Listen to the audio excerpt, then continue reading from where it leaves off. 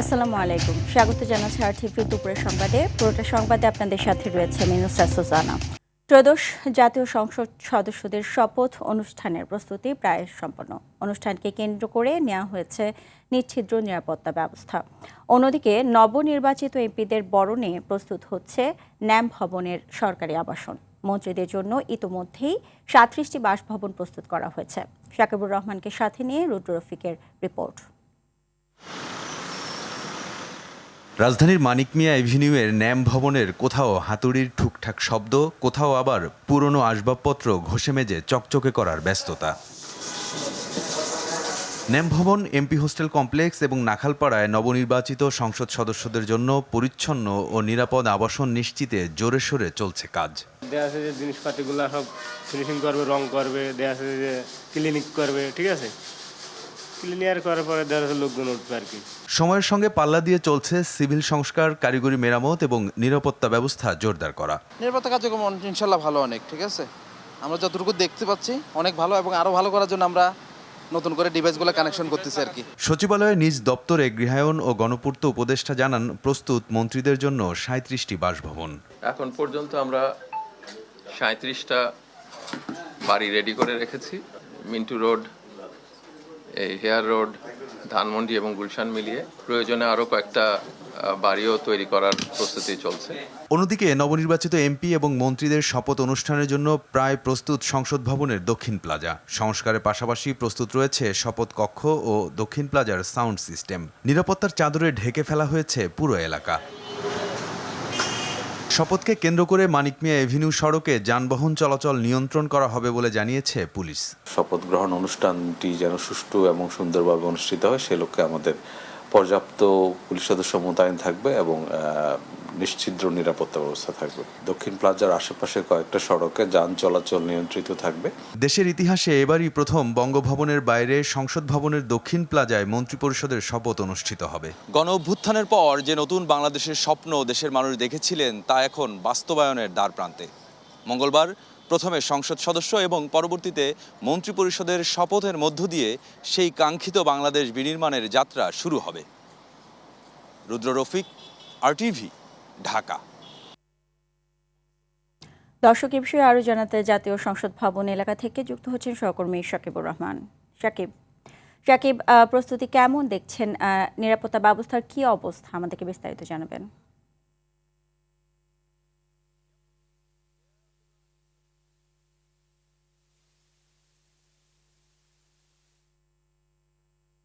প্রস্তুতি গ্রহণ করে যে ব্যবস্থা সেটি করা হচ্ছে। আইন শৃঙ্খলা বাহিনীর সদস্যদের আমরা দেখেছি কিছুক্ষণ পর পর তারা যে পুরো জায়গাটি রয়েছে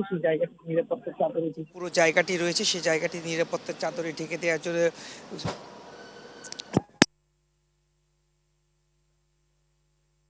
আইন শৃঙ্খলা বাহিনীর সদস্যরা তারা যে সংসদ ভবনের দক্ষিণ প্লাজা অংশটি রয়েছে সেখানে তারা বিভিন্ন সময় মধ্যে কথা বলছে কিভাবে সকলের জন্য নিরাপত্তা ব্যবস্থা নেওয়া যায় সেই বিষয়ে তারা কথা বলছেন। এছাড়াও বাইরে থেকে যাতে LED ডিসপ্লে সেট করা হবে এমন কাজগুলো কিন্তু বাইরে করা হচ্ছে, অর্থাৎ বাইরে রাস্তার মানুষজন যাতে সেই দৃশ্যটি দেখতে পারে সেজন্য ব্যবস্থা নেওয়া হচ্ছে। আইন শৃঙ্খলা বাহিনীর সদস্যদের সঙ্গে আমরা কথা বলছি, ব্যবস্থায় গ্রহণ করবেন এবং এই রাস্তাটিতে কিন্তু ট্রাফিক নিয়ন্ত্রণ করা হবে। দক্ষিণ প্লাজায় ঢুকতে যে সকল লোকজন রয়েছে, অর্থাৎ যারা দাওয়াতপ্রাপ্ত লোকজন রয়েছে তাদের জন্য কিন্তু নির্দিষ্ট গেট করে দেওয়া হবে এবং সেই গেট দিয়ে তারা ভিতরে প্রবেশ করতে পারবে এবং বের হতে পারবে। এছাড়াও আইন শৃঙ্খলার জন্য যা যা ব্যবস্থা করার দরকার সবকিছুই করা হয়েছে এবং প্রস্তুতি প্রায় শেষের দিক। আজ বিকেল সন্ধ্যা নাগাদ সম্পূর্ণ প্রস্তুত হয়ে যাবে এবং আগামীকাল এই মঞ্চে কিন্তু হতে যাচ্ছে শপথ গ্রহণ অনুষ্ঠান। তো এই ছিল এখন পর্যন্ত আমার কাছে সর্বশেষ সূচনা। জি শাকিব, আপনাকে অসংখ্য ধন্যবাদ। এদিকে রাজধানীর গুলশানে বিএনপি চেয়ারম্যানের কার্যালয়ে আছেন সহকর্মী শামীম চৌধুরী, সেখান থেকে সরাসরি যুক্ত হচ্ছেন তিনি। শামীম, শপথ অনুষ্ঠান ঘিরে গুলশান কার্যালয়ে কোনো কার্যক্রম আছে কিনা এবং এ বিষয়ে আপনার কাছে কোনো তথ্য রয়েছে কিনা আমাদেরকে জানান।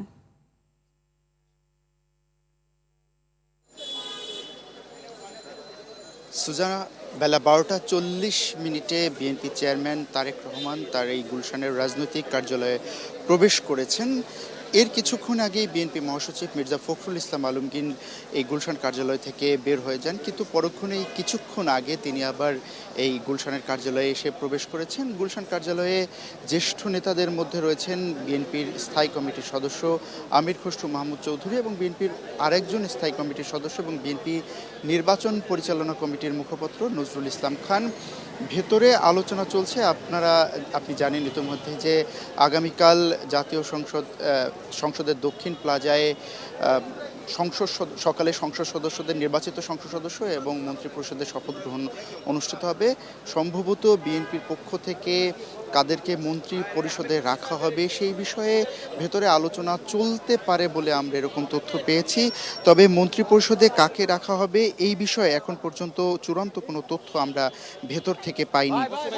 ইতিমধ্যে আমরা দেখছি যে বিএনপি স্থায়ী কমিটির সদস্য আমির খসরু মাহমুদ চৌধুরী এসেছেন এবং তিনি সাংবাদিকদের সঙ্গে কথা বলার জন্য আমরা তাকে রাজি করানোর চেষ্টা করছি। তিনি হয়তোবা কথা বলবেন। ভেতরে কি আলোচনা হয়েছে, তারেক রহমান কোনো আলোচনা করেছেন কিনা এবং আগামীকাল শপথ অনুষ্ঠানে কি করা হবে, মন্ত্রিপরিষদে কারা থাকছেন, প্রতিমন্ত্রী কারা থাকছেন এবং কত সদস্য বিশিষ্ট মন্ত্রিপরিষদ হচ্ছে, এই বিষয়টাতে হয়তোবা আমরা জানতে পারবো যদি এখানে আমির খসরু মাহমুদ চৌধুরী আমাদের সঙ্গে এখানে কথা বলেন।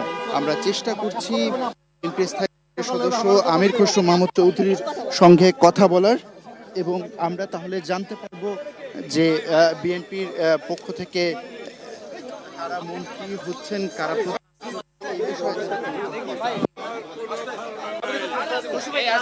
সংবিধান সংস্কার পরিষদের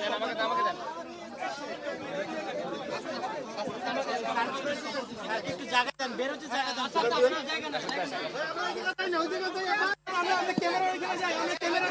আপনারা দেখতে পাচ্ছেন আমরা চেষ্টা করছি আমির খসরু চৌধুরীর সঙ্গে কথা বলতে। তিনি চেয়ারম্যানের সঙ্গে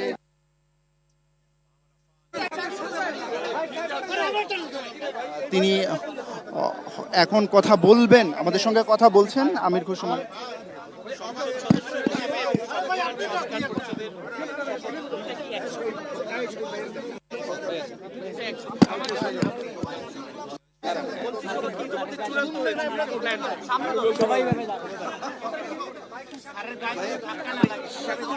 জুলাই সনদ নিয়ে আপনাদের সামনে কোনো চ্যালেঞ্জ আছে কিনা? পুরা বাংলাদেশ পরিচালনায় পুরা আগামী সরকারের জন্য সবকিছুতে অনেক বড় চ্যালেঞ্জ। সবকিছু মাথায় রেখে আমাদের আগামী দিনে কাজ করতে হবে এবং আমরা চাই যে ঐক্যবদ্ধভাবে দেশটাকে সামনের দিকে এগিয়ে নিয়ে যাওয়ার জন্য।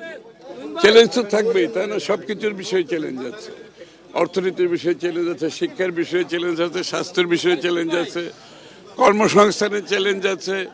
চ্যালেঞ্জ নাই, প্রতিষ্ঠানগুলো সব ধ্বংস হয়ে গেছে, এগুলোর বিষয়ে চ্যালেঞ্জ আছে, সব কিছুর বিষয়ে চ্যালেঞ্জ আছে। সুতরাং চ্যালেঞ্জ মোকাবেলা করতে হবে। জনগণের যে আস্থা আমাদের উপর রেখেছে সেই আস্থাটা আমাদের মাথায় থাকবে এবং এটা অনেক বড় আস্থা রেখেছে এবং এটার প্রতি সম্মান রেখে আমরা কাজ করার চেষ্টা করব। বিরোধী দলের কাছে কেমন আচরণ প্রত্যাশা করেন? বিরোধী দল শুধুমাত্র গণতান্ত্রিক দেশে বিরোধী দল কিভাবে আচরণ করে সেটা তো গণতান্ত্রিক আচার আচরণ সবকিছুর মধ্যে লেখাপড়া আছে, যা সবকিছু বুঝাও আছে। একটা গণতান্ত্রিক দেশে বিরোধী দলের আচরণ কি হবে সেটা তো একটি গণতান্ত্রিক পরিবেশ বজায় রাখার জন্য সেটা তো সবার জানা আছে, এটা নতুন করে বলার কিছু নেই। ওই সাবজেক্ট সম্বন্ধে আমার কিছু আমি অবগত নই। আপনি কোনটা পাচ্ছেন ভাই? আপনি কোনটা পাচ্ছেন? আমি মন্ত্রণালয় সম্বন্ধে কিছুই অবগত নই। দর্শক আপনারা দেখলেন এতক্ষণ কথা বলছিলেন বিএনপি স্থায়ী কমিটির সদস্য আমির খসরু মাহমুদ চৌধুরী। তিনি বলেছেন যে বিএনপির সামনে অনেক চ্যালেঞ্জ এবং সবাইকে নিয়েই এই চ্যালেঞ্জগুলো মোকাবেলা করা হবে এবং চেয়ারম্যানের সঙ্গে এই সব বিষয়ে তার কথা হয়েছে। আমরা প্রশ্ন করেছিলাম মন্ত্রী পরিষদে কেমন হতে পারে, আকার কেমন হতে পারে, এই বিষয় নিয়ে তিনি এড়িয়ে গেছেন, তিনি মূলত কোনো উত্তর দেননি। তো জি শামীম, অসংখ্য ধন্যবাদ আপনাকে। আমাদের সাথেই থাকবেন পরবর্তী সংবাদে, আমরা আপনার কাছ থেকে আরও তথ্য শুনবো। আগামীকাল সকাল 10টায় সংসদ সদস্যরা প্রথমে সংসদ সদস্য হিসেবে শপথ নেবেন। পরে সংবিধান সংস্কার গণপরিষদের সদস্যের শপথ হবে বলে জানিয়েছেন নবনিযুক্ত মন্ত্রিপরিষদ সিনিয়র সচিব ডক্টর নাসিমুল গনি। বিকেল 4টায় মন্ত্রী পরিষদের শপথ অনুষ্ঠান হবে। সচিবালয়ে সাংবাদিকদের কথা বলেন সচিব বলেন, 3টি শপথ অনুষ্ঠান সুষ্ঠুভাবে সম্পন্ন করতে সকল প্রস্তুতি নেওয়া হয়েছে। নতুন দায়িত্ব নিয়ে নাসিমুল গনি বলেন, সকল দায়িত্ব চ্যালেঞ্জের চেষ্টা থাকবে যথাযথ দায়িত্ব পালন করার।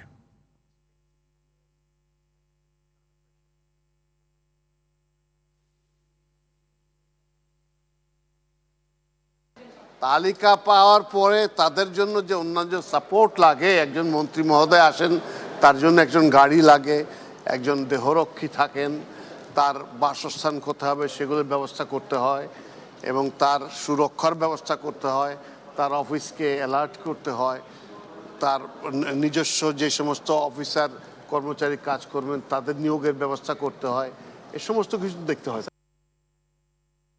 নির্বাচনে অসঙ্গতি ও প্রতিহিংসামূলক হামলা ভাঙচুরের প্রতিবাদে আজ সোমবার বিকেলে বায়তুল মোকাররম থেকে বিক্ষোভ মিছিল করবে 11 দলীয় জোট। রোববার দুপুরে রাজধানীর আগারগাঁও নির্বাচন ভবনে এক ব্রিফিংয়ে তথ্য জানায় জামায়াত। তবে এসব অভিযোগ সত্য নয় বলে দাবি করেছেন নির্বাচন কমিশনার আনোয়ারুল ইসলাম।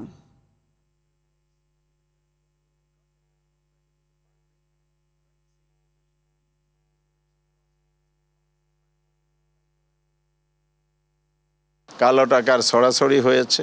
4টা 20-এর মধ্যে যে রেজাল্টটা রেকর্ড আমরা পেয়েছি, পরে পূর্ণাঙ্গ রেজাল্ট হওয়ার পরে দেখা যাচ্ছে সেই সেম কেন্দ্রে অস্বাভাবিকভাবে ব্রডকাস্টিং দেখানো হয়েছে। আইন তাদেরকে এই সুযোগ দিয়েছে যে যদি নির্বাচন সংশ্লিষ্ট কোনো অভিযোগ থাকে, তারা সেটি যদি মাননীয় হাইকোর্টে যদি শরণাপন্ন হন, সেই অনুযায়ী সিদ্ধান্ত পাবেন তারা। নির্বাচনী ইলেকশন ইঞ্জিনিয়ারিং হয়নি বলে মন্তব্য করেছেন ট্রান্সপারেন্সি ইন্টারন্যাশনাল বাংলাদেশ টিআইবির নির্বাহী পরিচালক ডক্টর ইফতেখারুজ্জামান। বলেন, এমন কিছু ঘটেনি যাতে বলা যায় ইলেকশন ইঞ্জিনিয়ারিং হয়েছে। সকালে রাজধানীর ধানমন্ডিতে আয়োজিত সংবাদ সম্মেলনে তিনি কথা বলেন। পর্যবেক্ষণ করা 70টি আসনের মধ্যে 21% আসনে এক বা একাধিক জাল ভোট পরিলক্ষিত হয়েছে, যা সামগ্রিক জাল ভোটের হার নয় বলেও জানান তিনি। ভোটার উপস্থিতির হার অনেক ভালো, যা আশানুরূপ নয় বলেও মনে করেন ডক্টর ইফতেখারুজ্জামান। ভোটের প্রতি মানুষের আস্থা এখনও অর্জন করা যায়নি, তবে এবার 84.83% প্রার্থী উচ্চ শিক্ষিত বলে জানান তিনি। বলেন, এবার সংসদ নির্বাচনে জয়ীদের মধ্যে 236 জন কোটিপতি এবং 13 জন শত কোটিপতি রয়েছেন। প্রায় 40% মানুষ এই সবগুলো কারণ মিলে 40% মানুষ ভোট থেকে বিরত থেকে সুস্থ এবং নিরপেক্ষ ভূমিকা পালনে ঘাটতি ছিল এবং কোনো কোনো ক্ষেত্রে ব্যাপক অনিয়ম এবং নিষ্ক্রিয়তা লক্ষ্য করা গেছে। অবৈধ লেনদেনও হয়েছে, অবৈধ অর্থ উত্তোলনও হয়েছে। জুলাই গণঅভ্যুত্থানে রাজধানীর ফার্মগেট এলাকায় শিক্ষার্থী গোলাম নাফিজ সহ 3 জনকে গুলি করে হত্যার ঘটনায় করা মানবতা বিরোধী অপরাধ মামলায় সাবেক স্বরাষ্ট্রমন্ত্রী আসাদুজ্জামান খান সহ 22 জনের বিরুদ্ধে আনুষ্ঠানিক অভিযোগ গঠনের উপর শুনানি আজ। বিচারপতি গোলাম মর্তুজা মজুমদারের নেতৃত্বাধীন আন্তর্জাতিক অপরাধ ট্রাইব্যুনাল 1-এ হবে এ মামলার বিচারিক কার্যক্রম। মামলার 22 আসামির একমাত্র গ্রেপ্তার সাবেক অতিরিক্ত উপকমিশনার এডিসি সচিন মৌলিককে সকালে ট্রাইব্যুনালে হাজির করা হয়েছে। এছাড়াও আজ এ ট্রাইব্যুনালে আরও 3টি মামলার বিচার কাজ রয়েছে। অন্যদিকে ট্রাইব্যুনাল 2-এও হবে একটি মামলার বিচারিক কার্যক্রম। সচিন মৌলিক ছাড়াও এসব মামলায় গ্রেপ্তার 17 আসামিকে ট্রাইব্যুনালে আনা হয়েছে।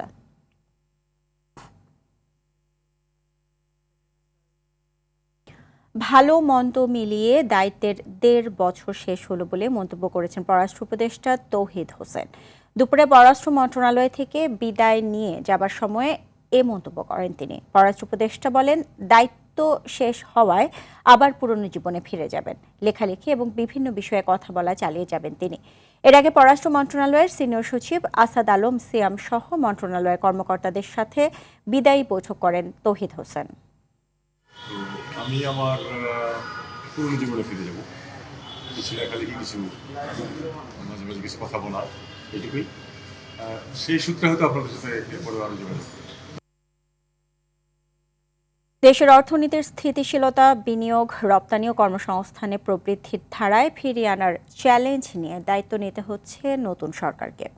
অর্থনীতির গতি ফিরিয়ে আনতে আর্থিক ও জ্বালানি সহ সব খাতে সুশাসন নিশ্চিত করতে বিএনপির ইশতেহার বাস্তবায়নের তাগিদ দেন অর্থনীতিবিদরা। তারা বলছেন, প্রয়োজনীয় সংস্কারের পাশাপাশি বেসরকারি খাতে সুদের হার যৌক্তিক করা গেলে অর্থনৈতিকভাবে এগিয়ে যাবে দেশ। তৌহিদুর রহমানের রিপোর্টে দেখুন বিস্তারিত। অর্থনীতিতে উত্তরাধিকার সূত্রে পাওয়া বড় ধরনের বেশ কয়েকটি সংকট নিয়ে দায়িত্ব নিতে যাচ্ছে নতুন সরকার। বিগত আওয়ামী লীগ সরকারের সময় 2015 সালে অর্থনীতি বেশ সমস্যার মধ্যে পড়ে যায়, তবে 2022 সালে তা আরও জটিল রূপ নেয়। গেল 18 মাসে সামষ্টিক অর্থনীতির পতন রোধ করা গেলেও বিএনপির সামনে চ্যালেঞ্জ রয়ে গেছে অনেক। রপ্তানির নেতিবাচক ধারা এবং উচ্চ মূল্যস্ফীতির বিপরীতে মানুষের আয় তেমন বাড়েনি। অর্থনীতিবিদরা বলছেন, গ্রামীণ অর্থনীতি সহ কারিগরি শিক্ষা, ক্ষুদ্র ও মাঝারি শিল্পকে গুরুত্ব দিতে পারা নতুন সরকারের জন্য বড় চ্যালেঞ্জ।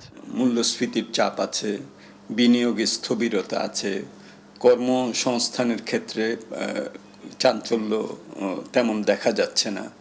আমাদের যে বাণিজ্য এবং ব্যবসায় পরিবেশ, সেই পরিবেশের মধ্যে খুব বড় ধরনের পরিবর্তন আমরা দেখছি না। এগুলোর তো অর্থায়নের দরকার হবে, সেই অর্থ জোগাড় এটা আর একটা চ্যালেঞ্জ। মাইক্রো ইকোনমির সূচকগুলো যেমন inflation, reserve, balance of payment এখনো আমাদের 6%, 6.5% গ্রোথ সাপোর্ট করার মতো জায়গায় এখনো যায়নি। অর্থনীতিকে পুনরুদ্ধার করার কাজ এখনো অনেকটাই বাকি রয়ে গেছে। উৎপাদন বাড়লে রাজস্ব বাড়বে, এতে অর্থনীতিও গতি ফিরবে বলে মনে করেন বিশেষজ্ঞরা। বিনিয়োগ যদি বাড়ে, উৎপাদন যদি বাড়ে, তাহলে কর্মসংস্থান বাড়বে, আর অর্থনীতি চাঙ্গা হলে অবশ্যই রাজস্ব আয় বাড়বে। বিএনপির ইশতেহারে যে বক্তব্য উপস্থাপন করা হয়েছে তা বাস্তবায়ন হলে জন দুর্ভোগ লাঘব হবে। ঐতিহাসিকভাবে ভঙ্গুর অর্থনীতিকে বিএনপি বিভিন্ন সময় এগিয়ে নিয়েছে বলেও মনে করেন বিশেষজ্ঞরা। বহুল প্রত্যাশিত ত্রয়োদশ জাতীয় সংসদ নির্বাচনে বিএনপির যে ভূমিধস বিজয়, এতে করে সর্বস্তরের মানুষের আকাঙ্ক্ষা বেড়ে গেছে বহুগুণ। বিশেষজ্ঞরা বলছেন, উচ্চ মূল্যস্ফীতি নিয়ন্ত্রণ এবং সুশাসন নিশ্চিত করা গেলে বাংলাদেশ অর্থনৈতিকভাবে এগিয়ে যাবে বহুদূর। তৌহিদুর রহমান, RTV, জাতীয় সংসদ প্রাঙ্গণ, ঢাকা। বাংলাদেশ সেনাবাহিনীর প্রধান জেনারেল ওয়াকারুজ্জামান অন্তর্বর্তীকালীন সরকারের প্রধান উপদেষ্টা প্রফেসর মোহাম্মদ ইউনূসের সঙ্গে বিদায়ী সাক্ষাৎ করেছেন।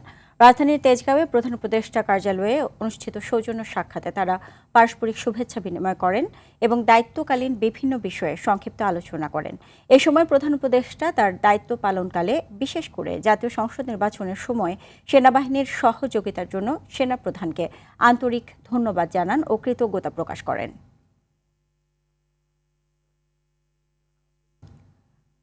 রমজান সামনে রেখে মাছ, মাংস, সবজি, পেঁয়াজ, ছোলা, খেজুর, লেবু ও বিভিন্ন ফল সহ নিত্য প্রয়োজনীয় খাদ্যপণ্যের দাম বাড়িয়েছেন বিক্রেতারা। এতে সবচেয়ে বেশি ভোগান্তিতে পড়েছেন স্বল্প আয়ের মানুষ। বাজার সংশ্লিষ্টরা বলছেন, রমজান এলেই নিত্যপণ্যের দাম বাড়ার পুরনো প্রবণতা এবারও দৃশ্যমান। সরবরাহ স্বাভাবিক থাকলেও কৃত্রিম সংকট তৈরি করে বাজার অস্থিতিশীল করা হচ্ছে। বিস্তারিত জানাচ্ছেন আব্দুর রহিম। সংযম ও আত্মনিয়ন্ত্রণের বার্তা নিয়ে রমজান এলেও নিত্যপণ্যের বাজারে তার ছাপ নেই। পর্যাপ্ত আমদানি ও উৎপাদন থাকার পরও রোজার আগ মুহূর্তে ছোলা, ব্রয়লার মুরগি, লেবু ও ইফতার সামগ্রীর দামে ঊর্ধ্বগতি। ভোক্তাদের অভিযোগ, রমজান যেন ব্যবসায়ীদের মুনাফার মাস। এ সময়ে ব্যবসায়ীরা কৃত্রিম সংকট সহ নানা অজুহাতে খাদ্যপণ্যের দাম বাড়ান। আর বাজার তদারকি না থাকায় নানা পণ্যের মজুত বাড়িয়ে ও কৃত্রিম সংকট তৈরি করে মানুষের পকেট কাটছেন ব্যবসায়ীরা। বাজারের মনিটরিং, রোজা তো আসে না এখনো, ওই বাগুনে আগুন লেগে গেছে। আপনার লেবু হয়ে গেছে 300 টাকা, 350 টাকা ডজন। মানে রোজা আসতে শুরু হয়েছে কিন্তু তাদের তেলেসমাতি শুরু হয়ে গেছে। ছোলা কিনছি তো ছোলাটার মনে হয় বাজার দরটা একটু বেশি, আর লেবুর দামটা বেশি। আমরা প্রত্যাশা করি বাজার মার্কেটটা যেন আরও কিছুটা মানুষের ক্রয় ক্ষমতার ভিতরে আসে। খাত সংশ্লিষ্টরা বলছেন, শুল্ক ছাড়ের সুবিধা থাকা সত্ত্বেও বন্দরের অচলাবস্থা ও অতিরিক্ত চাহিদার কারণে মুনাফাভোগীরা কৃত্রিম সংকট তৈরি করে বাজার অস্থিতিশীল করে তুলছেন। শুল্ক ছাড় আসলে রমজান কেন্দ্রিক পণ্যের খুব বেশি সমাধান নয়। এই আমদানি করা পণ্যের ক্ষেত্রে মূলত গুদামজাত করা হচ্ছে ভিতরে এবং সমুদ্র বন্দরের বাইরে, বঙ্গোপসাগরেও তারা এগুলো গুদামজাত করেছে এবং সেগুলোর ব্যাপারে অন্তর্বর্তী সরকারের শেষ সময় হওয়ার কারণে তারা এগুলো পর্যাপ্তভাবে নজরদারিও করেন। আমদানিকারক, ডিলার, ডিস্ট্রিবিউটর সবাই এর সুবিধাগুলো নিচ্ছেন এবং এ কারণে আমরা বাজারে পণ্যমূল্য বৃদ্ধি হতে দেখছি। প্রথমেই যেদিকে নজর দেওয়া দরকার সেটা হলো অন্তর্বর্তী সরকারের পরে নতুন সরকার দায়িত্ব নিলে এই রমজান কেন্দ্রিক যে পণ্য, সেই পণ্যের বাজারে স্থিতিশীলতা আনাটা এই সরকারের জন্য গুরুত্বপূর্ণ। নতুন সরকারের কাছে ভোক্তাদের প্রত্যাশা বাজারে কার্যকর মনিটরিংয়ের মাধ্যমে নিত্যপণ্যের দাম স্থিতিশীল অবস্থায় নিয়ে আসা। ডিলার মনিটরিংগুলো করি না এবং করতে ভয় পাই, সুতরাং সেই মনিটরিংগুলো যদি যথাযথভাবে করা হয় তাহলে আমার ধারণা যে বাজারের সরবরাহ স্থিতিশীল থাকবে। আব্দুর রহিম, RTV, ঢাকা।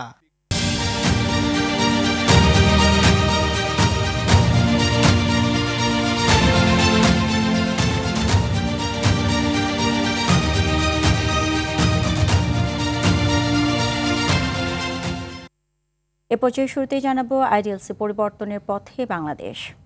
চলতি মাসে প্রতিদিন গড়ে ১,৫৫০ কোটি টাকা আয় পাঠিয়েছেন প্রবাসীরা। মূলত নির্বাচনকে কেন্দ্র করে ২ মাস ধরেই দেশে প্রবাসী আয় বা রেমিটেন্স বেড়েছে।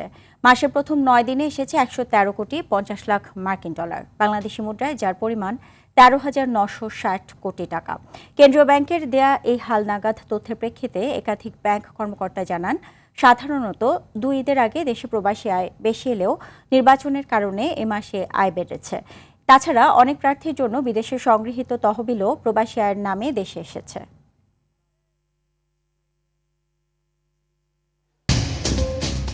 দুপুরের সংবাদে পর্যন্তই। জেলা সংবাদ বিকেল 4:45টায় দেখার আমন্ত্রণ রইল। এতক্ষণ সাথে থাকার জন্য সবাইকে ধন্যবাদ।